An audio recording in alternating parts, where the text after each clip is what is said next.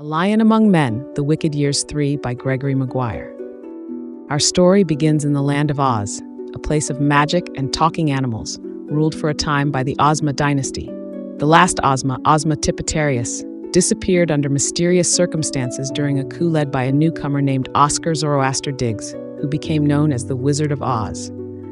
His reign marked a period of great change and unrest, particularly for the animals, who faced increasing discrimination under his animal adverse laws. This is the backdrop against which our main story unfolds, beginning not in Munchkinland, but with a peculiar woman named Yackle. Yackle, an old woman with no memory of her past, awakens one day in a hospice in the city of Shiz. She remembers nothing before this moment, not her name, her family, or how she came to be so old. Driven by an insatiable curiosity and a desire to understand her origins, Yackle steals some clothes and ventures out into the world. She adopts the name Yackle from a picture she finds and begins to make a living as a fortune teller, exploiting the anxieties of the people of Shiz during the great drought that has plagued Oz for years. Her newfound profession leads her to an unexpected encounter. One chilly autumn afternoon, a middle-aged domestic named Cattery Sponge, but known around the estate as Nanny, visits Yackle. Nanny serves the prominent Thropp family of Munchkinland. She reveals that her mistress, Melina Thropp, has given birth to a child with a startling defect, green skin. The child, named Elphaba, is an outcast even within her own family. Nanny seeks a charm to ensure that Melina's future children will be born normal. Yackle, intrigued by the strange case, offers a potion and makes a cryptic prophecy. You have to leave the way you came. This prophecy, though initially misunderstood, will later prove to be deeply significant to Yackle's own fate. As Yackle continues her life in Shiz, she becomes aware of the growing unrest in Oz. The wizard's reign is marked by increasing oppression, particularly against animals. Yackle hears whispers of a green-skinned girl named Elphaba, who is becoming a symbol of resistance. She feels drawn to Elphaba, sensing a connection she cannot explain. Meanwhile, far away in the Great Gillikin Forest, a young solitary lion named Brrr is struggling to survive. Abandoned as a cub, Brrr has grown up without a pride, learning about the world by observing humans from afar. He is timid and fearful, haunted by stories of hunters who kill and mount lions. One day, he stumbles upon a young hunter named Gemsy, who is caught in a trap.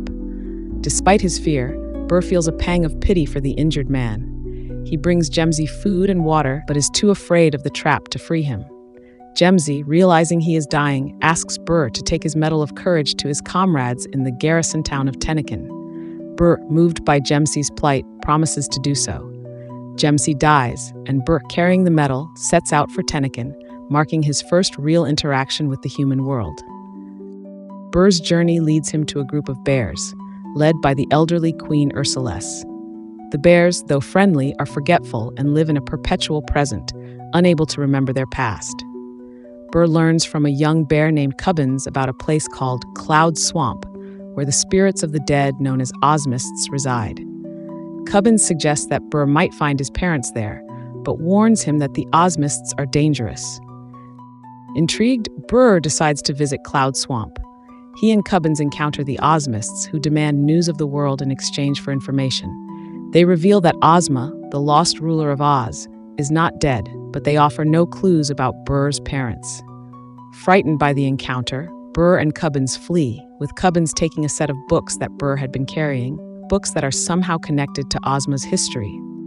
Brrr continues his journey, eventually emerging from the forest into the human town of Thropp. There, he witnesses a conflict between the townspeople and a group of Glickens, short, pale-skinned creatures from the Glickus Mountains. The Glickens, led by a female named Sakali Oafish, are protesting unfair trade practices involving the emeralds they mine. Brrr, caught in the middle, is mistaken for a hero when he refuses to help the townspeople drive out the Glickens. Ashamed of his inaction, he leaves Thropp and boards a train, hoping to escape his past. On the train, Brrr meets a journalist who calls him the Cowardly Lion, a moniker that will haunt him for years to come. He also learns about the growing power of Shell Thropp, the brother of Elphaba and Nessarose, who has proclaimed himself Emperor of Oz. Disheartened, Brrr leaves the train at Shiz, where he establishes himself as a successful, if somewhat mysterious, figure in society. He becomes known for his sharp eye for art and his ability to navigate the complex social circles of shiz. However, Brrr's past catches up with him. Rumors spread about his involvement in the Thropp incident, and he is accused of being a collaborator with both the wizard and the Wicked Witch of the West. His reputation tarnished, he is forced to flee shiz once again. Brrr wanders through Oz, taking odd jobs and struggling to survive.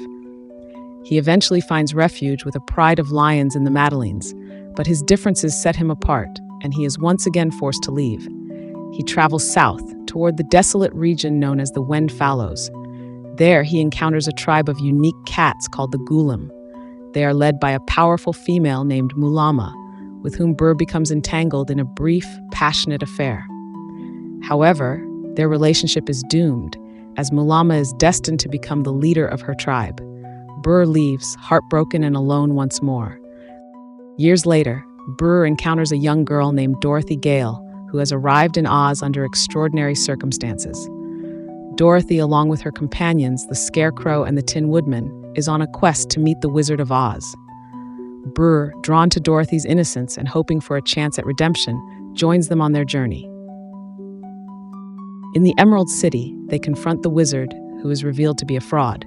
The wizard's reign ends, and he departs in a hot air balloon. Glinda, a powerful sorceress and former ruler, briefly takes the throne, followed by the Scarecrow. However, the true power in Oz now lies with Thropp, who has declared himself Emperor. Brrr, despite his past mistakes, is granted a minor title by Glinda. He becomes Sir Brrr, Lord Low Plenipotentiary to the market environs of Thropp.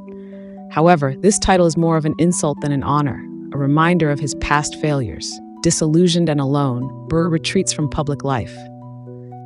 Meanwhile, Yackle, still haunted by her prophecy and her connection to Elphaba, decides to take action. She realizes that she must find a way to protect Elphaba's legacy. She enlists Brrr's help, revealing that she knows the whereabouts of the Grimmerie, a powerful book of magic that once belonged to Elphaba. Yackle explains that the Grimmerie is not just a book of spells, but a living entity, capable of great power. She reveals that she herself was created from the Grimmerie, brought to life to serve as a guardian and witness to Elphaba's life. She also reveals a shocking truth. Elphaba had a son, Lear, who is now a young man. Lear, along with a woman named Candle and a soldier named Trism, had been involved in a resistance movement against the Emperor. They disappeared years ago, and their fate is unknown. Yackle, sensing that her time is near, makes a bargain with Brrr. She will reveal the location of the Grimmerie if he promises to protect Lear and Candle's child, a young girl who is Elphaba's granddaughter. Brrr, despite his reservations, agrees. At that very moment, the Monterey is caught in the crossfire of an impending battle. The Emerald City forces are advancing, and the Munchkinlander militia is preparing to make a stand. Sister Apothecare, a Munchkinlander herself, decides to open the gates to her countrymen, offering them sanctuary. In the chaos, Yackle has a vision. She sees that the Grimmerie is hidden within the Clock of the Time Dragon, a mysterious device that has the power to reveal hidden truths. The dwarf who operates the clock, known as Mr. Boss, is reluctant to help, but Yackle, with her newfound determination, forces him to activate the clock. The clock reveals a scene from the past, showing how the Grimmerie came to be in Elphaba's possession. It also shows a glimpse of Elphaba's lover, Fiyero, being attacked, and a mysterious white cat spying on them. The cat, it is revealed, is named Malky, and it has been working as a spy, reporting on Elphaba's movements. As the clock's revelation ends, Yackle makes a final, desperate act. She merges herself with the Grimmerie, disappearing into its pages. In doing so, she ensures that the book will be safe, at least for a time. Brrr, Eleonora, who reveals that she is Fiyero's daughter Nor, and the dwarf, along with the company of the clock, escape from the Monterey just as the battle begins. Sister Apothecare, injured in a fall, is left behind. Brrr, carrying the sleeping form of Sister Apothecare on the seat of the clock's cart, is torn.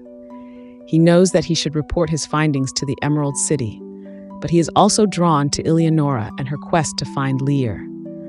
He remembers his promise to Yackle, and he feels a growing sense of responsibility to protect Elphaba's granddaughter.